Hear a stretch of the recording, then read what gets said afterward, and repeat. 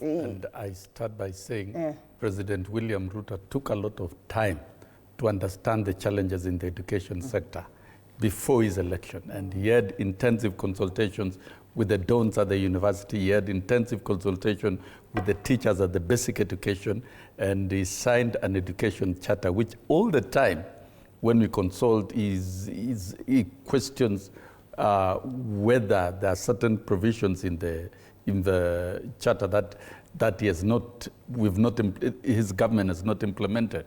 And I'll come to the Presidential Working Party on Education and Reform. That was one major undertaking to fulfill the provision of public consultation on matters to do with education. And public consultation is a key activity of the current education leadership. And we have seen the minister engage in public consultation forums at all counties and at national on matters of rollout of CBC, which to me, that is a plus. That never existed before. Look at it, for example, when Kenyans debated about making mathematics not compulsory in the pathways of humanities and sport and arts. And it became inevitable that we needed a lower, softer form of mathematics to be made compulsory. That was adopted and it has been corrected. Very many other aspects of consultations. When the president hosted all the union leaders, elected leaders from the grassroots, for both unions in the education sector at State House, it is in line with the UNESCO ILO recommendation of ensuring that teachers and they enjoy their political and democratic rights insofar as policies are concerned. And key policy issues in education were canvassed directly with the president, with the teacher leadership representatives on matters to do with capitation. And you remember the president directed how many of the issues would be solved through certain groups and the timelines of rationalizing and ensuring that capitation flows as was required. And I think that has already its work under implementation so that there's no confusion as to how capitation should flow. And the gaps that have existed, which were carryovers of another regime, are corrected administratively. So there are a lot of administrative remedial measures from the desk of the president. And to me, I've not seen a president anywhere in the world who is able to convene union leaders who are actually the democratic representatives of teachers to discuss policy issues in education. To me, that was a high-level policy meeting, and a lot of things indeed were discussed. But that does not mean there is a silver bullet to resolve everything. Education is a complex ecosystem.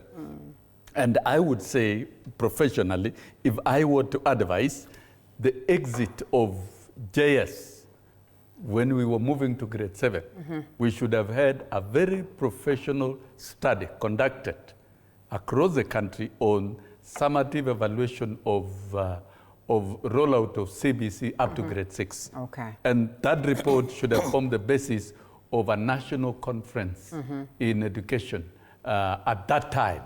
At the it's required. We have to close. Sorry, Linda. We have to close, I mean, we respect Mwalimu Sossion. He's one of the leading. He's one of the best brains. But 4 years, he can't be talking about conferences. No, I'm talking. Did it? I talk. I mean, he has been advising the president even now. That is what you call dialogue. Even maybe after this, he will go back to advise. Dialogue in education. Back to advise the president. In education we cannot be suffocated. We cannot be feeding Kenya. We cannot be suffocated. We cannot be feeding Kenya. Even as conference again. As we transit to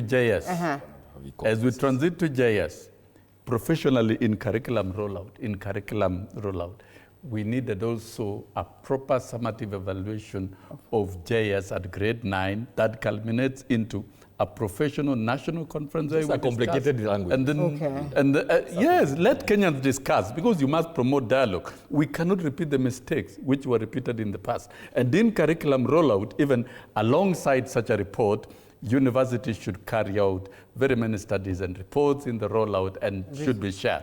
That is how it is done professionally. Well, it is not done politically the way he's talking about. You don't talk about governance without data that informs that. But he had 4 years. He is a senior advisor even now on education. Continuous. Sossion is somebody we respect. is one of the top brings. No. Let me say that. Let him not interfere with my... Linda, listen, people are watching and people are wondering, you cannot be planning on the 4th year. Linda, you can't. He's one of the senior advisors even now on presidential, on issues on education.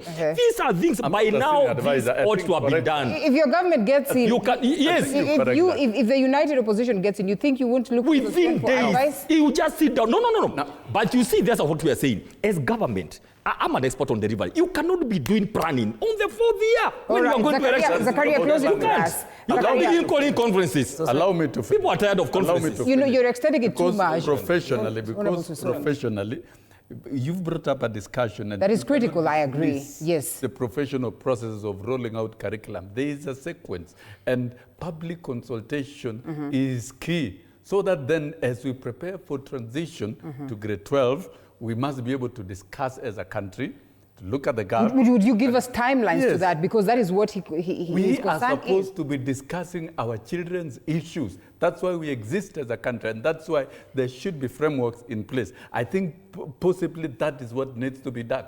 Even as we implement grade 10, at some point, say the month of June or August, we should be able to have continuous consultations and discussion and studies. Fair enough. Zakaria, close it for us. We roll out the curriculum Honorable Sossion, fair enough.